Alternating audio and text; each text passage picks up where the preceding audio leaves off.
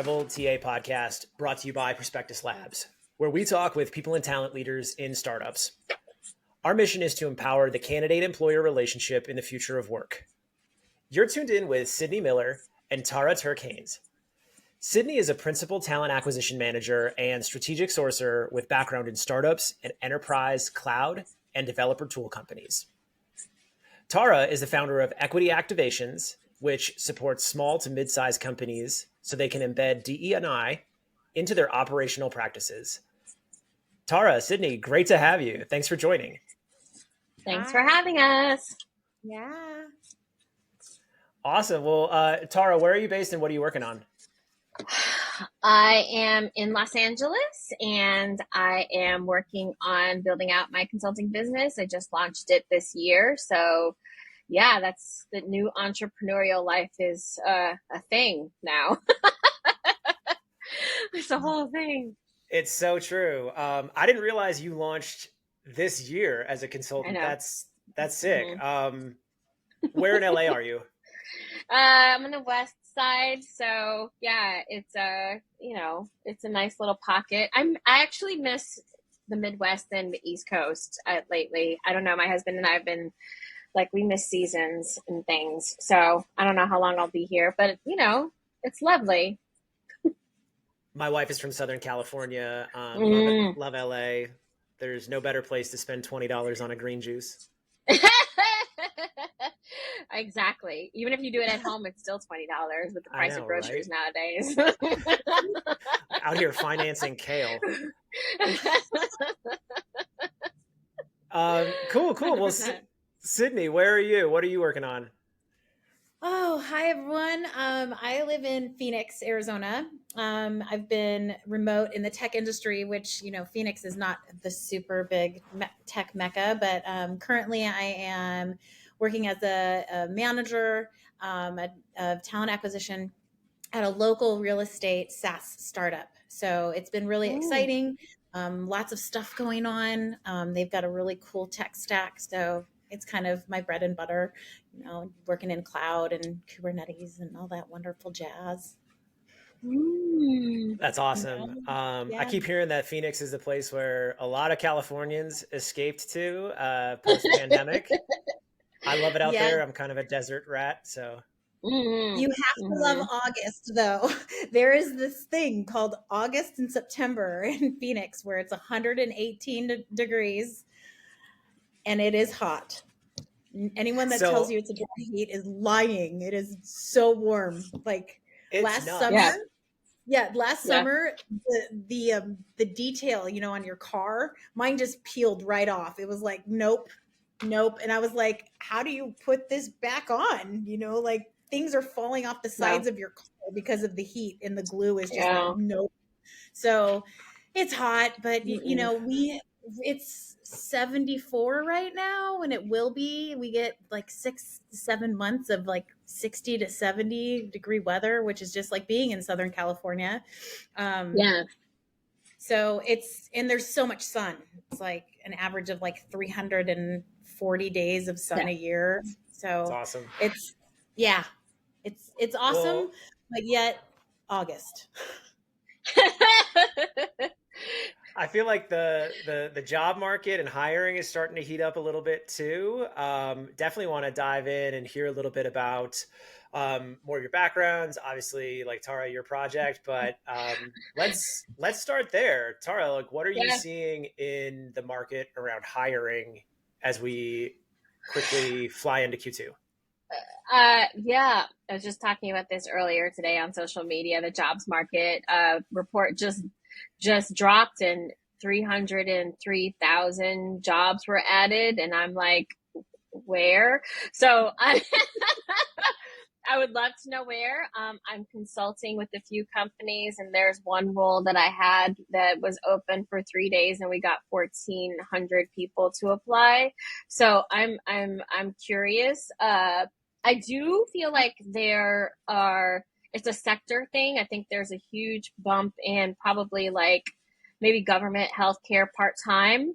But also the layoffs that we're seeing were tech sector, e-commerce, and may not necessarily translate to the jobs that are open right now. So I'm just curious about like how, how that's going to translate. I have a ton of talent acquisition friends who are out of work right now. Every job that I feel like for years we were told was safe and secure it's up for question now. Even like, software engineers are looking for work, and that's a huge kind of cultural mind shift for many of them, because it's almost like when our parents told us, if you go to college, you're guaranteed to have a career. If you go into software engineering or tech, you're guaranteed to have a career. That's not true. So I feel like the conversation we need to be having is how are we going to be agile enough to swing with the ever changing landscape of what labor is, right? And how do we upskill so that we're all qualified for the jobs that are actually coming aboard, rather than, relying on FANG companies to dictate the market, which they've been doing for quite some time. Yeah, wow. There's a lot packed in there that we can pull some threads on. But maybe first, since we're talking about like tech hiring and the false sense of security from working across tech, Sidney, you've worked with startups, you've worked with all the major FANG companies, pretty much, large enterprise, developer tools. You are finger on the pulse, queen of talking and sourcing engineers. What are you seeing around like that shift in security around a like high pedestal skill set? Well, it's really interesting because there's so many just different things we can talk about, but more than not, I want to talk about like the return to office scenario, because I think that that's a huge impact. And I think that, granted, during the pandemic, everyone was remote, right? And it was interesting. I was on Twitter this morning, and weird. I was on Twitter. Right? Right, exactly. I know it's such a wonderful place. Some days it's better than others, but there was somebody that was like,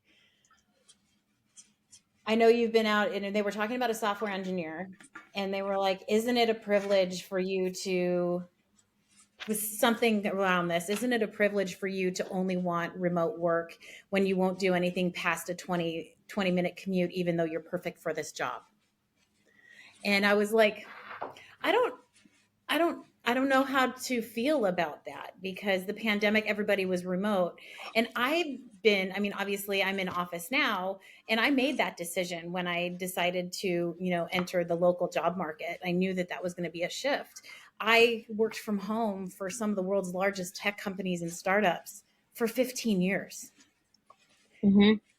So it was a shift for me, but I knew that I needed to make some adjustments and to readjust my life to be in the workforce and to support my family. Mm-hmm. And, from the tech side, there is opportunity for remote, because there's a lot of startups that are still in function, right? There's a lot that are still trying to find product market fit. And I think that's what happened, is that there were so many cool ideas and so many things and so much jazz going around during the pandemic that there was like, boom, and nobody really felt it in engineering because everybody was building. Pandemic was building.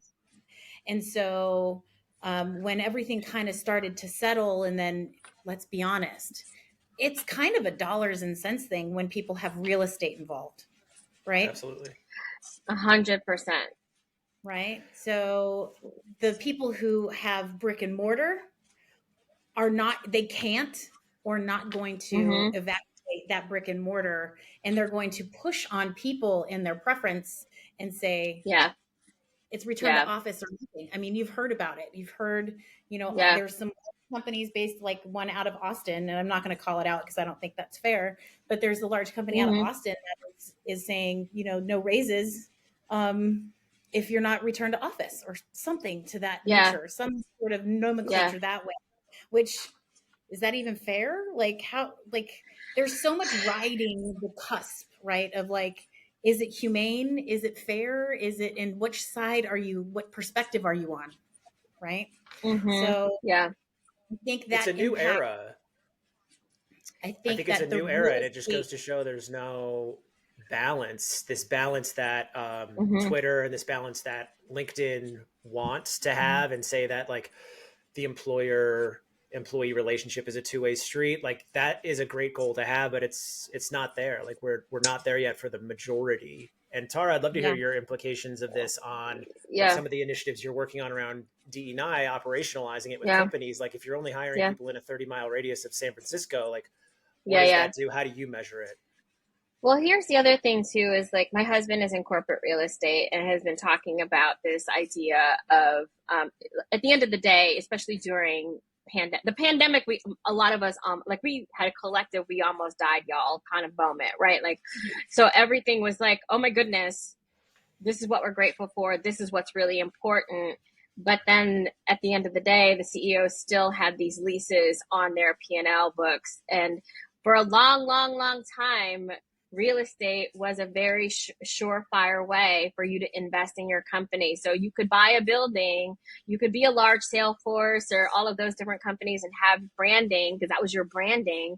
But if yeah, people are at home, they're not really seeing your branding. And so you spent all this money. So now, and a lot of workers are like, but you could just sell it. No, you can't because it's not a seller's market right now when it comes to real estate. So we have yeah, to, my husband has been thinking about how do we shift what workplace really means and gathering meaningfully and using that space not just for the traditional, water cooler moments that we think are, important, because it's also, and this falls into my line of work from a DE&I perspective. There are people who are leading people who don't know how to lead people. So when I am very unsure about how you work and I don't see you, the only way that I feel better about myself is to see you physically in front of me doing the work that I think you should be doing, which is completely something that this is not sustainable, by the way. And even, from a DE&I perspective, all of the stats show that marginalized people are the ones who are having the worst time within the office because microaggressions increase, all of these different things. And so so while we are having this conversation about two-way street, these workers are having a louder voice and they're not going to go backwards. They're not going to stop talking about what's really important to them in the workplace.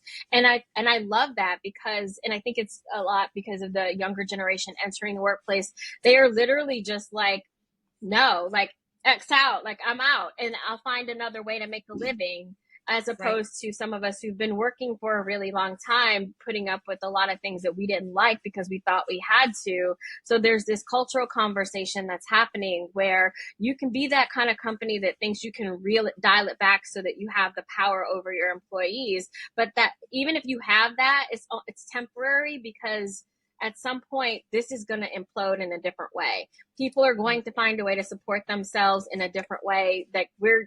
So are you going to be the company that's healthy enough to have a workplace that includes everyone from a commuting perspective, a hybrid perspective? Options are helpful. You want people who are there who are happy to do the work rather than trying to control how they do the work. So I think that this is a conversation that's really just not going to go away at all. 100%. One of the things yeah, you mentioned too, as I think about being a millennial, working in tech for the last 10 years, like millennials are responsible to an extent for our bad behaviors and our bad habits that have caused this emotional cultural split because unemployment has been so low. It's been so competitive in hiring. Sidney, you know all about the competition of hiring software engineers in Silicon yeah, Valley. So we've had to sell this idea of your purpose and passion comes through your work. We've had Yeah. to sell beer on tap and Razor scooters. And now it's like we're learning from Gen Z. And Yeah. Gen Z is like seeing straight through that stuff. So like I'm excited to learn more and interact more with an emerging workforce. Yeah.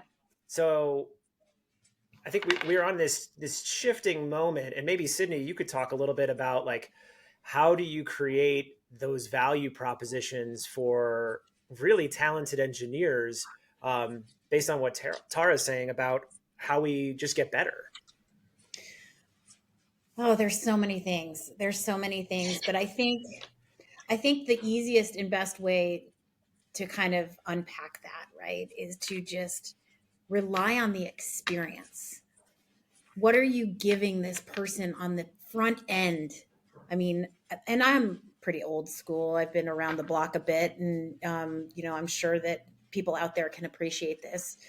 You either have a really, really good experience with a lot of perks, or like a really, really good experience, and then there's upsides, or you have a really terrible experience with perks, Mm-hmm. and you have a really terrible experience with upsides. So, Yeah.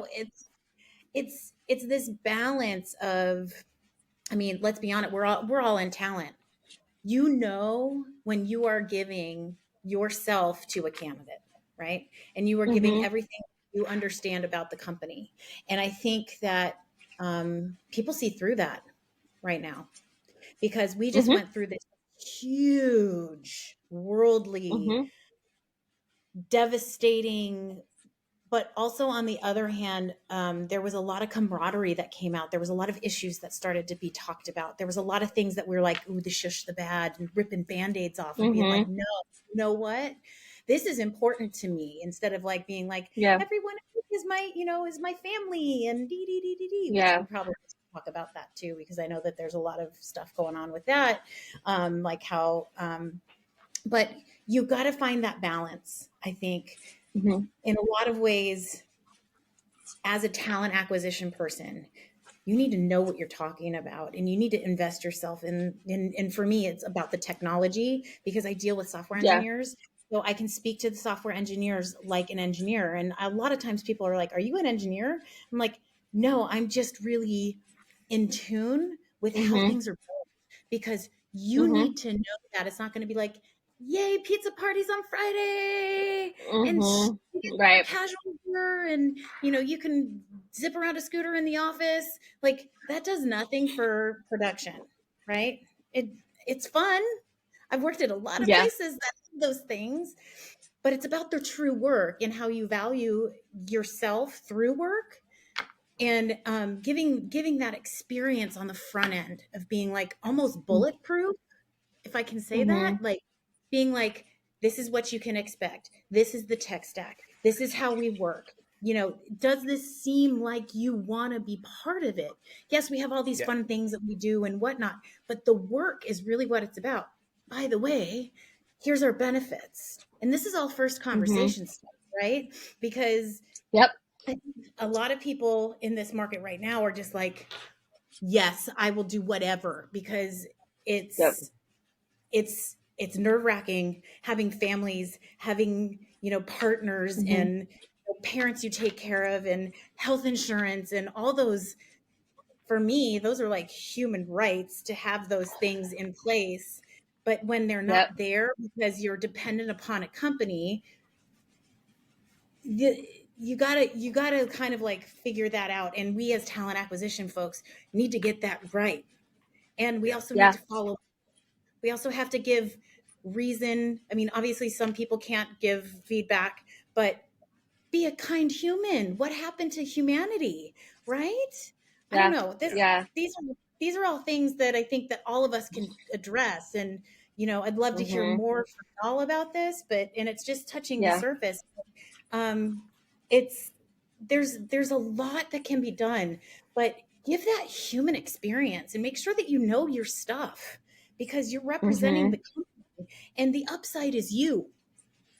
If Mm-hmm. you can even think about it, Mm-hmm. like, yes, there's stock, or yes, it's pre-IPO, or yes, it's um I mean, there's even private equity in some companies, like in privately funded companies like the one I'm at, right? Sure. There's Mm-hmm. a lot of opportunity, but you got to match that with where your heart really resides. But then again, there's people out there that are like, I'll do whatever. I need to pay my mortgage. And so Yeah. there could be some fallout from that as well, where people aren't going to be treated well, or fairly, or they're going to find out that they don't really love what they do, and then, like you said, reskill themselves. And so anyways, I'm very excited. There's so much we can talk about, but So hopefully that yeah. helps. Yeah. Absolutely. Tara, I was thinking when Sydney's talking about some of these like operationalizing of values and what's important to Yeah. us at a social level. How does your consulting business bring that Yeah. into aperture for founders? Because it's no longer just like, here's the benefits offering and here's your work schedule. Yeah. And how do No, you bring yeah. that to life? Specifically for startups, I think what's really interesting is like everything is great on vibes and feelings when you have like 20 people. Like the things shift very quickly once you need a microphone for your company-wide meetings, right? And I think that's like the Patty McCord Netflix thing. As soon as you need a microphone for your meetings, that everything is changing. And that happens so quickly for a lot of startups and founders that I think by the time they reach that moment, they go, wait a minute, just yesterday we had 15 people and now we're at 60, right? And 60 is closer to the 100 when you have to actually start doing your EEOC reporting, right? So life comes at you fast, right? When you're having a good time and then all of a sudden you've got all of your toddler, big person pants on and you have to actually do some adulting with your company. And for me, it's small moments, right? Like, having a standardized way for people to apply to your jobs, right? Stop using your Google form. Go ahead and spend that extra $200, $300 to have an ATS subscription so that you're making it equitable for everybody. Your performance reviews, your HRIS systems, and using what you're actually paying for the good of your company. Because I think a lot of times, business leaders or co-founders or whoever, they get super excited about the product and they think the administration and the operation piece, it's intuitive, like, or it's not sexy enough for you to get involved with. So the people are what make your business, right? So if you're focusing on the thing that your business does, if you're not focusing on the people that make that thing happen, then you're losing out already. And so for me, my job is about making sure that everybody has an equitable experience in that workplace. And it's not just based off of race and gender. It's actually everybody, because if you're solving for the one person who's having the worst experience in your organization, then everybody else seems to benefit from that. So we're talking about on your application asking for pronouns. We're talking about explaining why on the application, if I'm asking you demographic information, why I'm using it and what I need it for. And this is why it helps me understand who's actually applying to our roles. When you are onboarding, you do onboarding surveys. When you are having people in your organization, you're doing pulse surveys or stay interviews, right? You're using your HRIS system for that kind of stuff. You're telling people why performance reviews are actually really important and not just the tool of the HR person who hates you. Like, there are reasons behind why we do things. And I think that people and most of us in people functions don't do a good job of explaining the why of what we do. So we will then go out there, and Sidney is testament to this. I know you saw this on Twitter the other day. There are people now who believe that the hiring manager is the good guy and the recruiter is the one who's like ruining your life right now. Guess what?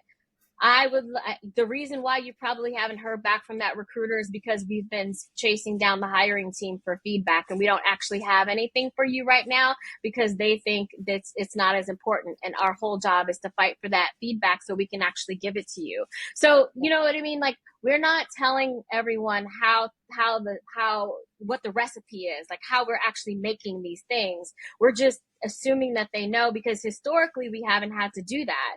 Things have just been, moving on a machine level, and this is just how it is. And so, like, people are out there saying, HR works for the company, not for you. Guess what? We all work for the company, by the way. Like, we all are here to do a specific job. So we have to change the way we're thinking about the way we come to work, and those of us who are in these support functions, how we're supporting people and the business at the same time. Because we can't focus more on one than the other. And that's what I'm talking about when I embed DEI practices into operations. I'm trying to make your business stronger. Like I'm paying attention to the foundation of your house rather than what color you painted it. Yeah. You know what I mean? I don't care what color it is, but you know, in a storm, is your house going to be secure? Because these are the things that make you have longevity. And, you know, lastly, I'll say, you know, I was talking to some Loyola Marymount students a while ago, making the case, the business case for DE&I. And I don't normally do that because I'm exhausted doing that, because we should already know what it is if you're a leader. But if you're a student, I'm okay. That's fine. You're still in school. You're learning. All you have to do is go to the EEOC website and see all of the cases that are being settled right now. If you have that in your line item, in your budget, where you're saying, yes, let's settle this race discrimination, this sexual, gender discrimination, no business owner wants to shell out money because they didn't do things the right way. And guess what? The laws aren't going to go anywhere. You're still going to have discrimination laws. So why don't you just do the work that you need to do ahead of time, which is what DE&I work really is. It's not just vibes and feelings and, I want everybody to, kumbaya. It's literally just like making this work for everybody, because it has not worked for everybody at all. Yeah. No matter what you say, feelings aren't facts. It's so true. And I want to talk one response about the fact how you brought up operationalizing demographic reporting and EEOC reporting in applications. I've been seeing through like the anti-work movement that has moved from like Reddit to LinkedIn, where a lot of people just don't even understand why those questions are being asked in an application. Nope, they don't. Educating people, and if a strong people partner can come into a company early, partner with a first-time founder, bring that best practices and expertise to the table, it can build a foundation. One of the tools I like to do is like a simple project is publish an annual D&I report. If you want to be seen as an inclusive employer, put your flag in the ground, tell people where you're at. Then you have a milestone. Like obviously quota-based hiring is not the play here, but if you're able to have a metric that quantifies and just reveals with transparency where the organization is at, what are their commitments moving forward, it helps a team grow. And I think that helps a business leader, investors, the boardroom think about things from a quant level, and it's putting your money where your mouth is. Right. The last thing I'll say too is, I think there's vendor accountability. I'm usually like a first or early TA hire, people hire. I've used applicant tracking systems that allow you to capture custom demographic reporting at like a low tier, but they will charge you extra, or you have to be in 2 tiers higher in order to report on it. So like the vendors are accountable here too. Like if you're charging 100% people to report on a report they're able to capture, like that to me is just wrong. Like that tells me that the company and the vendor doesn't have a vision for D&I. And if I'm in a budget, millennials and Gen Z want to buy from their friends, I'm going to go to a competitor who gets it and is able to allow me that transparency, because it's not just about me and my internal stakeholder. It's me and the candidates I'm trying to place. And the way to do that is report on data. And 100%, and I want to tag into that is like one of the things I think is really important, especially if you're early in your company, doing quarterly demographics on your website, just letting people know what your company looks like. And you don't have to PR spin it, because that's the one thing I hate, when people are just trying to like PR spin it and say like, hey, we have like 30% Asian American female managers. Well, we can all do the math. We know what that looks like, right? So just let people know, here's where we are. We're going to take you on our journey, right? We publish this every quarter. These are the things that we're doing. Let's see if they're impacting our journey in any kind of way.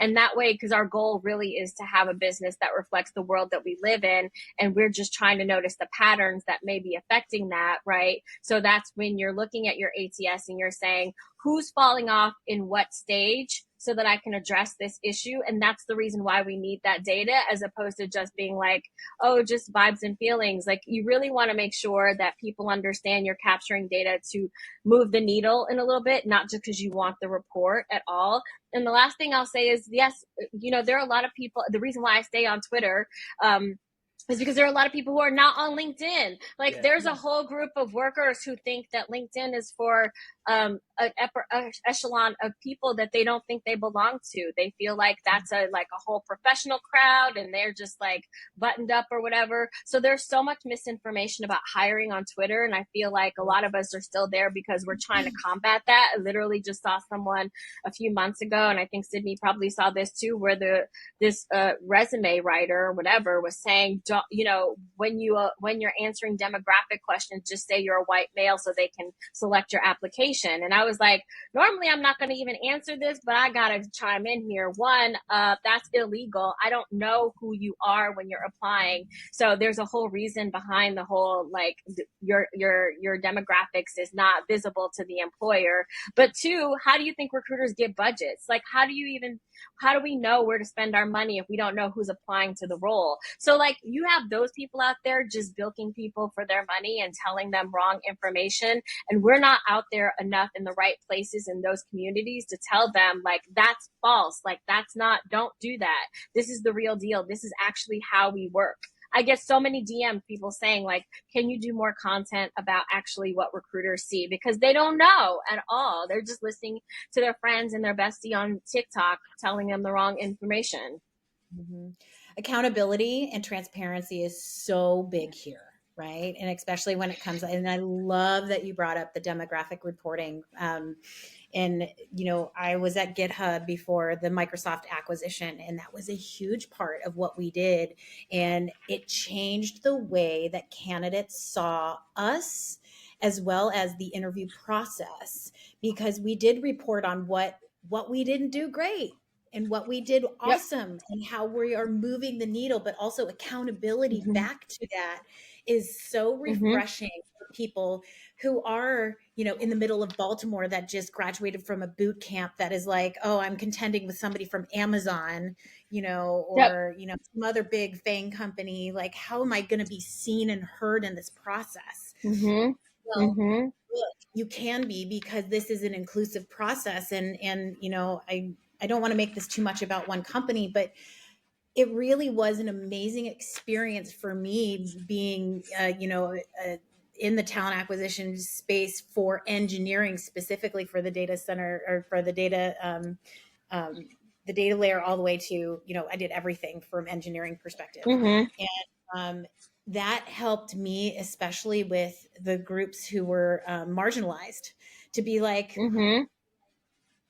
you see me in this, because you know what, you're doing the work. And the accountability is hard, because when you look across a lot of startup CEOs, they're engineers. They have no, they want the information. They want to be part of the conversation, but they're engineers, right? That's why they have to rely on people like Tara and me and you, Brandon, coming into these companies and saying, guess what? This is real. And that's why we break things. And we should, instead of just moving paper and taking the top 5 off the top and making sure we see everybody, and, giving people the opportunity, right? And a lot of that work is just side pass because I need to hire tomorrow. Yeah. Hold on. It's also our reactive hiring position to hold the people that are making those decisions accountable to the fact that their pool was not diverse enough. Right. And Sidney, you say it's like breaking it, and it's almost like, I see it's like fixing what's already broken. Yeah. And the easiest way to do that, you're the developer tools expert here, like developer tools, sales and marketing tools, all of these job function enablement software subscriptions are so expensive. I'm literally just out here asking for 10K because I can make 10K shine with a talent community partnership budget, sponsor a mentorship program, sponsor a newsletter, sponsor a hackathon, get out there, have a booth at Lesbians Who Tech, get out there and partner with Next Play. Shout out to Leslie. Like there are ways to do it for very little money that support our friends and our community doing the work. But we as people practitioners need to make the business case to our founder in the same way that a sales and marketer is saying like, oh, I want Gong, and Gong is X amount per subscription seat. It's like, Right. dude, I just need $2,500 so I can support my friend who's building this community. And they have 200 Black engineers that are in our tech stack and they're looking for jobs now. Like, let's put our money where our mouth is around D&I. Yep. Yeah. I'm going to capitalize on that, because I think there's this thing too, when there's a perception when you talk about the sales and marketing team and the product team that they're revenue generating. So you feel like, oh, they're going to bring in the revenue, so we should just go ahead and give them whatever they're asking for. But then you get to the people side of things and they're just like, oh, we can't afford that. Oh, we're going to cut this.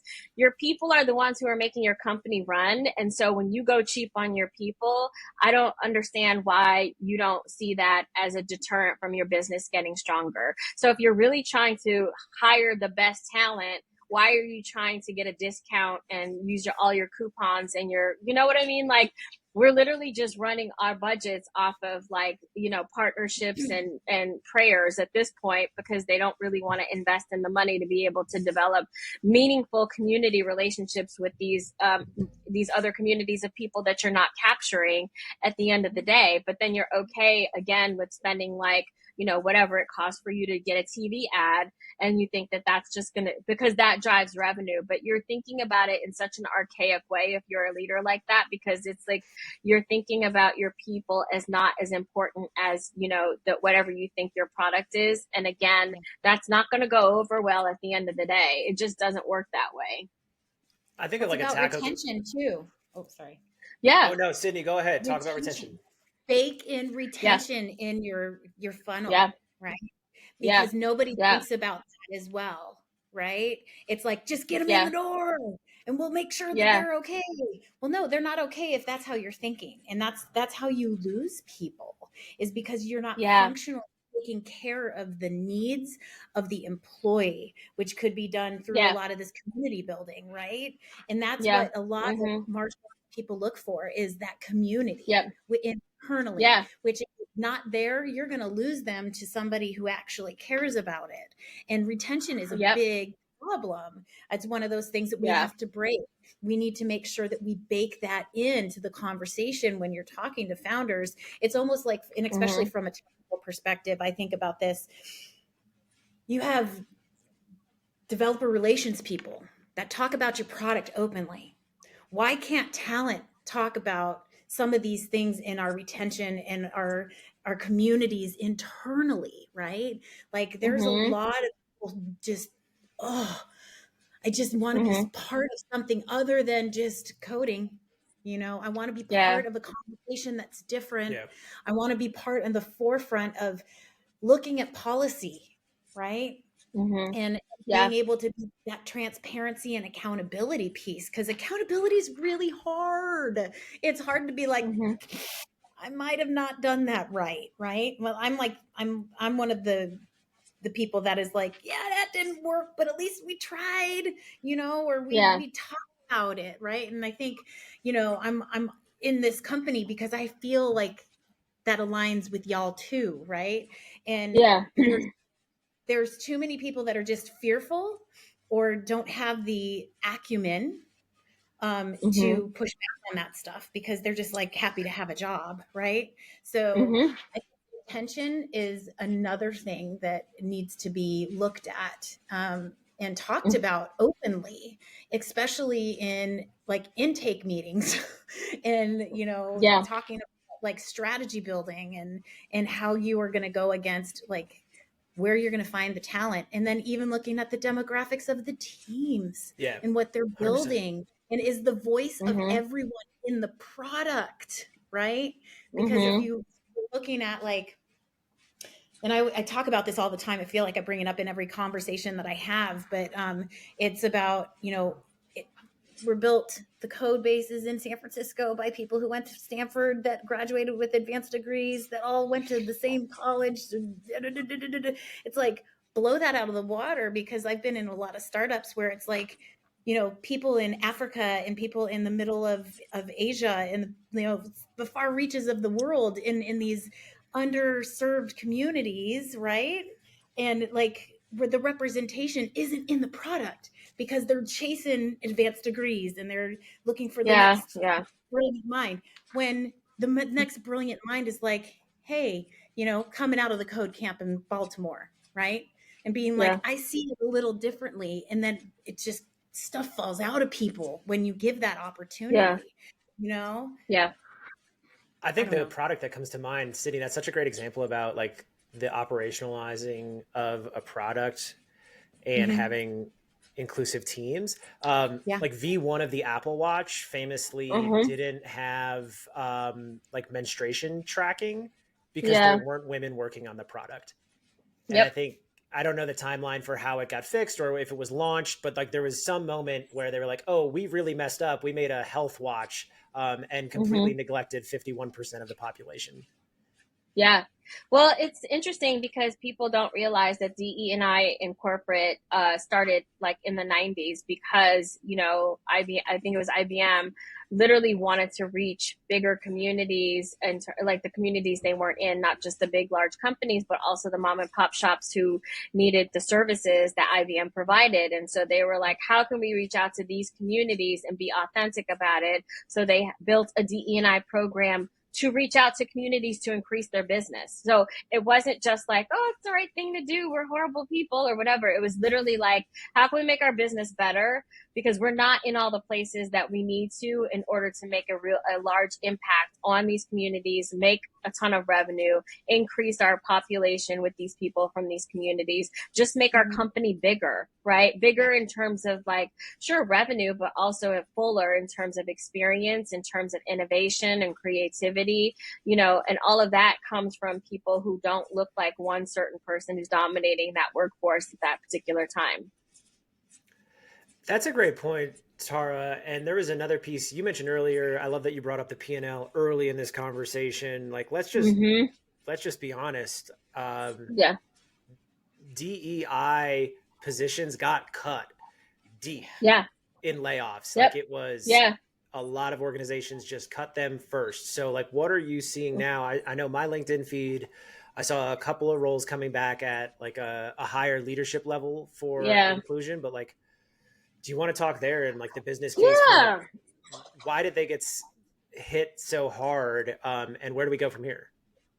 So just like with any kind of engagement, you've got the people who are super gung-ho about it. You've got the people who are like, I'm not here for any of it. And then you've got the people in the middle. And I feel like right now, because of the legislation and what's happening politically within the world, there are going to be companies who are like, ooh, finally, we don't even have to do any of this stuff. They never wanted to do it in the first place. And they decided they were, going to do the bare minimum as it was. But I'll even go back even further. When we started with this, huge push 2020 after George Floyd was murdered, a lot of people were saying like, yes, DEI. Nobody was defining what that actually meant for anyone. We were all saying this term and we literally never like collectively defined what that meant. And it means something totally, unique and different for each company, which is why I go in and do a root cause analysis for every company that I do, because you can't be out there, saying like we have an unconscious bias training coming up for all of our talent recruiters and you may not even have that issue.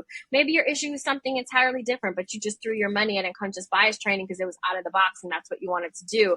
So we weren't clearly defining what DE&I was. We weren't also defining what the actual goal of things were going to be. There were companies out there, they're saying, oh, we're going to increase our hiring by 2% in these marginalized groups. Where did you get that number from? How are you coming up with that number? Like, let's be a little bit more specific about it. And lastly, I'll say, to some companies' detriment, they hire people who are high passion and low skill to be able to do the hard things that DE&I requires. It's not just about like your speaking engagements and your book clubs. Those are really fun things to have and they're great. But at the end of the day, you also have to be a partner in terms of auditing your performance review. You've got to be someone who can read, the demographics report in a TA spreadsheet, someone who can have a challenging conversation with you if you've launched, again, an Apple Watch and you forgot to actually include key people within that room who are making that decision.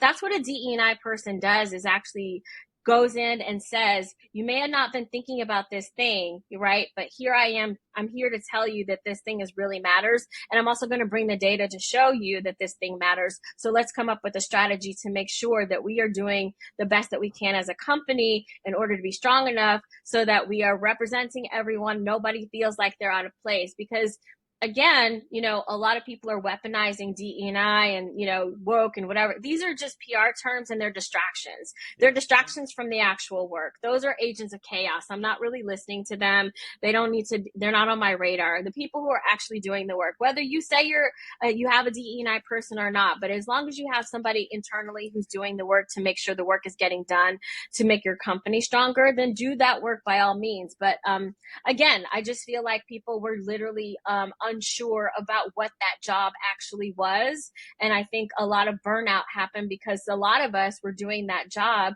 and putting the company on our backs to our own health detriment and burning out, flaming out, not getting support, people not consulting us. They're not thinking of us strategically. So it's like, what's the point? Am I going to literally sit here and have a heart attack while I'm at work? Or am I going to go someplace and do the work without that kind of stress? So it was a confluence of things where we just rushed again to release a thing that nobody knew what the thing was. It's almost like releasing a product and you never did any kind of focus groups, or you never defined what it was. It was a poor launch of what DE&I is supposed to be, but there are a bunch of us who are still doing the work regardless. So like, it won't stop us from doing the work just because you think that you can take the roles away, or you can, try to put it in the courts or whatever. We're still doing the work. It doesn't matter. And I want to hear, Sidney, your reaction on that. Yeah, it's such an integral part of the process, which people are just, they're not investing in it, because Brandon, you and our work is dependent upon that strategy, right? Mm-hmm. And I mean, yes, we can kind of go in and create our own from a functional perspective, but who's going to hold that, again, accountability and transparency to the leaders? So Mm-hmm. the talent acquisition person is not like, guess what? We got to do this, and we're going to, hey, la, la, la, la, la. And then all of a sudden you're making people uncomfortable, and they're like, oh, you're just TA, or, and I mean, that's a thing. Mm-hmm. That's a thing, right? It's just, it's whatever it is, but someone has to do that job. And it's not about, like you said, being like the thing at the time, and all of what you just said, Tara. I mean, it's so functionally important to the humans that Mm-hmm. we as TA Mm-hmm. are bringing into this organization, because how are they cared for? It's the care and feeding of the human. And if there's no design, there's no strategy, there's no conversation, I personally can't believe in something that doesn't have that thought and that heart in the conversation. It's really difficult for me as a human, and I may be just like a specific type of person, but I think that's how I've had so much success in some of these organizations, and why so many people support me personally, because they know I'm out having those conversations and pairing up with people like you, Tara, and taking everything, not being the expert in the room, because I'm not, right? I have seen some really amazing things and strategy built by people like yourself that I can say, here's the pudding, like this is how this works. And it's not just about like, oh, EEOC, and this is, the world is seeing it this way. It is going to fall on its face, and there's going to be huge holes in people's process because they cut DE&I. They really did. Yeah. And like there's you're going to see exodus of people over time because those needs are not being met. Right. You mentioned something, Sidney, about like the heart of it being visible. And I think if we're talking about like the heart of the conversation with founders and investors and companies, it really comes down to like, is the expert able to be honest, and is the founder able to be honest with them? And for me, DE and I from a consulting perspective is a strong business case for that. And to see more folks go out on their own, like I'm an entrepreneurial guy, so I like to see it and I'm rooting for folks. And to go out and on your own actually affords the consultant an opportunity to perhaps be more honest than if their financial security is tied up within their W-2 employment on the inside. Yeah, I agree with that, Brandon, because I think what's for a long time, half the time we had DE&I jobs that we were talking about, there was this conversation of who they should report to, right? Can it really effectively audit HR if it's sitting under HR? Can it effectively audit if it's sitting under general counsel? So we had a lot of that kind of conversation, but I almost start as it, not saying just because I'm an entrepreneur now, but I do have a couple of clients where I feel like if I had actually worked for any of these departments, how honest could I be, or how much are you willing to receive the constructive feedback that I'm about to give you? And I'm still employed here, right? So there is a good, strong business case for this should be something that maybe is a partnership that not necessarily maybe within the organization, or you partner with someone within the organization who has a separate sort of mission, right? In terms of that, maybe we're separating it because we're still figuring out what this role is, even though I have colleagues who've been doing DE&I work for 20 years. So everyone feels like we just got it like 3 years ago. No, it's actually been a job that people have had much longer than that. And so you just didn't know about it because we weren't talking about it because it wasn't a hot topic of conversation, and people, feeling were in your feelings about not being part of this conversation, or the fear of scarcity, I think, is the huge thing where people feel like, my husband likes to say a lot, like, power is never given, it's usually taken. And so usually people who are in positions of power are terrified that it's going to be taken away from them because that's how they got power.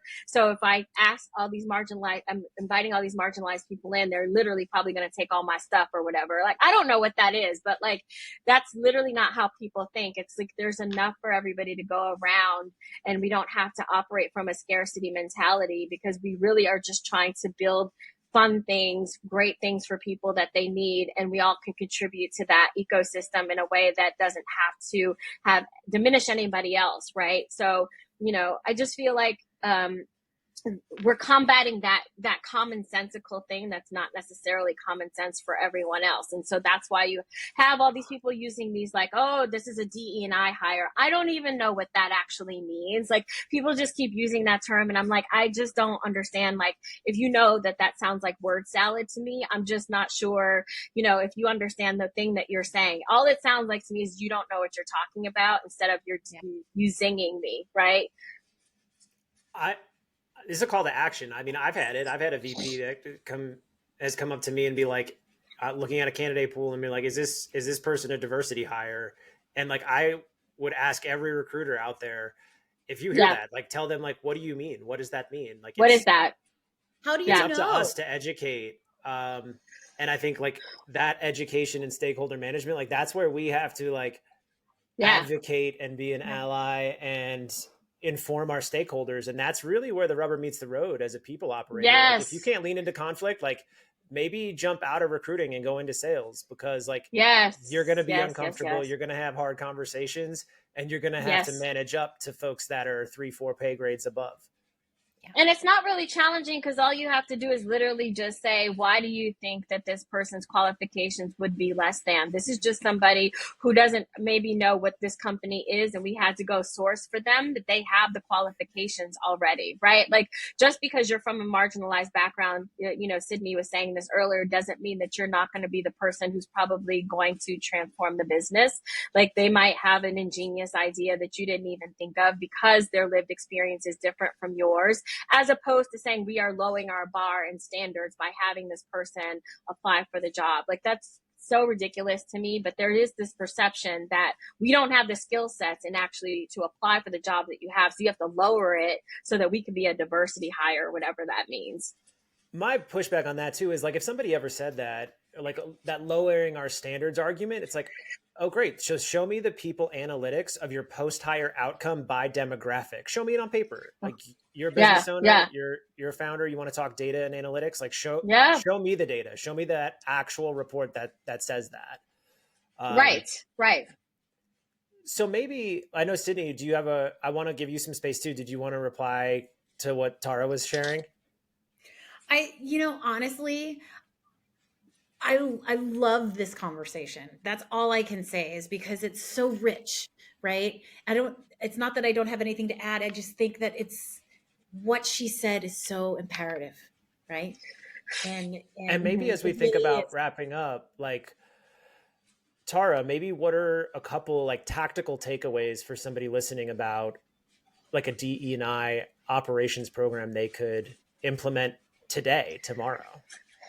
Yeah, there's a couple of things, and I know Sydney's going to chime in because that's her expertise as well in terms of like making sure you're finding the best person for the job, which is literally what we do. Is just a matter of making sure that you're sourcing in places that are not your usual stomping grounds, right? Leveraging your community by telling people what you're looking for and asking people, who don't I know, which is what all good recruiters do. Who don't I know who can do this thing? Can you introduce them to me? And if it's not right for this one, start building your pipeline, and don't build your pipeline reactionary. Like, proactively build a pipeline of people that you can go to when there's a job that's open, that you can say, oh, this person might be really good. Let me just put them in that back pocket. Because I think the problem that we're having when we talk about TA teams right now is, one, they were reduced as well, right? So we have TA teams who are overwhelmed, who are exhausted because they're inundated and they don't have the resources and support that they used to have. So like, how can we stop with the speed of I need this person yesterday and start proactively thinking about strategies to build pipeline, build communities, build relationships authentically for next quarter, right? So even if you're thinking about it right now, you're just thinking about the roles that you normally have, even if it's not open right now, who do you want to talk to and put a pin in for next time, right? What are other organizations, like, are you going to Trabaja, which is Shannon Morales's group, or are you going to like Diversify Tech, Manny's group, or Black Tech Pipeline, Paris's group? Like, there are so many groups out there that have the talent, and so developing those relationships, not when you actually need them yesterday, but developing them for the future, is really important as well. And then we've said this before, but taking a look at your data reporting, who's having what kind of experience going through your interview pipeline. It's never too late to fix that, right? If your questions aren't hitting like you thought they would, and they feel a little off because they're not capturing the kind of information that you need specifically from marginalized people, then maybe you need to look at those. We can always tinker with our process to make it work better. Like, that's what we should be doing, and not waiting and like, next quarter we're going to roll out this big campaign and initiative to capture all these people. What about right now? Like, what can you do where you're talking about, like, when you're one of my favorite things to do is when I'm sending out a rejection letter to people, I really like to include resources. Hey, here's some places that you can go that might help you and that are ever evolving, that help with, resume trends, or, how can I help you, even though I'm telling you some news that you may not want to hear, so that you can come back to me because I actually care. What Sidney was talking about, I have that heart. I'm caring about the community, even if it didn't work in this specific instance. Later on, we're going to run into each other again at some point, right? So it's all just about best practices as a good recruiter. Like, it doesn't have to be more complicated than that. Yeah, I think it's about humanity. I really Yeah. do. I think that it comes down to, do you want to be a functional person?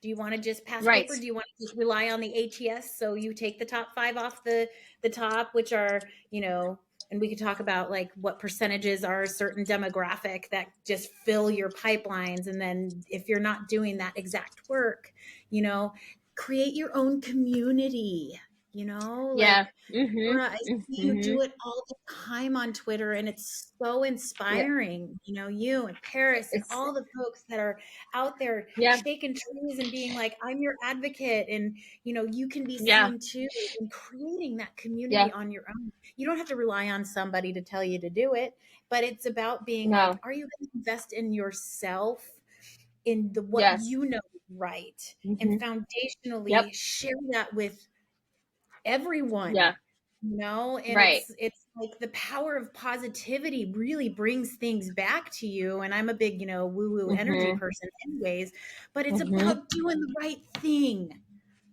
Yeah. Yeah. It's really true. Yep. And for recruiters, I think we're in this crucible moment. Like there's a lot of recruiting and recruiter bloat as a profession. I remember like a couple of years ago, there was like that famous post where it was like, there's more recruiter jobs posted on LinkedIn than engineers. And I think a lot of people got into recruiting. A lot of people fell into recruiting, but like shout out to the people that are intentionally here for it. And I think we're going to see an emergence of the field, the people that do have that heart, the people that do really care, rise to the top, and the folks that maybe just got it because it's a business job, it's a tech job, it was accessible. They're going to go find something else, but the people that are really passionate about it are going to build. And I think in this time where you mentioned, Tara, about a client getting 1,400 applications or whatever. Yeah. Like, yeah, that's great. You got inbound, but what are you doing for outbound? Because that inbound is going to flip. And in these economic lulls, like this is where you build biz dev. This is where you write a check to Shannon at Trabaja for $2,500 to sponsor her meetup. Yeah. Like, who are you buying drinks for at the event? Who are you sponsoring to go to a conference? This is where the rubber meets the road, because like when you've been in recruiting enough, like, the pendulum swings all the time. Yeah. And I think the next time it gets back to a candidate market, Gen Z and those groups, like they're going to have a higher level on their BS meter, and they're not going to take the email. They're not going to take the call. They're not going to take the check. If like you're not investing now, I think we're going to see those communities that were like, where were you when I needed you? 100%. 100%. They have a long memory. And I would like to tell people is like, if you have a business, your candidates are your customers and your customers are your candidates. They are not separate. So whatever you think you're trying to serve at the end of the day, they're going to remember like, I'm not buying that because I remember when I interviewed at your company, I had a sucky experience and I don't care about your product at all. It's so true. This has been so valuable for me. Tara, where can people who are listening keep in touch with your work? I'm at Tara-Haynes on all the social media platforms, and my website is equityactivation.com. So you can go there, see some of the work that I've done, book some time if you're actually interested in speaking a bit further on how I can help your business. But yeah. Awesome. And Sidney, where are you at? I know that this has kind of like been a hot topic, but I really love LinkedIn to kind of stay kind of contained. I love that ability to, slide into my connections, slide into, let's have a conversation. Like I love to give time, even if it means nothing, or like, I don't have anything for you at this time. I connect all the time because like you said, Tara, it's forming a community and that safe place to talk about some of the really awful things that are going on in the world that are happening to you, not through you. Right. And so 100%. I would say just, I'm Sidney Miller. I'm probably the only Sidney Miller in Phoenix, Arizona that does strategic sourcing. So you should be able to find me and let's have a conversation. Amazing. Sidney, Tara, thank you for joining the Revel TA podcast. This has been an absolute treat for me. Yeah, thank you so much for having us. We really appreciate it. This is a great conversation. Yeah, I agree.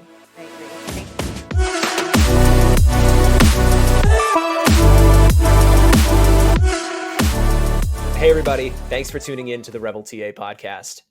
If you're a talent acquisition leader or a recruiter looking for a conference to attend in 2024, I'm here to tell you that RecFest is the world's largest talent acquisition conference. RecFest USA returns to Nashville, Tennessee on September 12th and 13th, 2024, and I am stoked. This is not your average conference.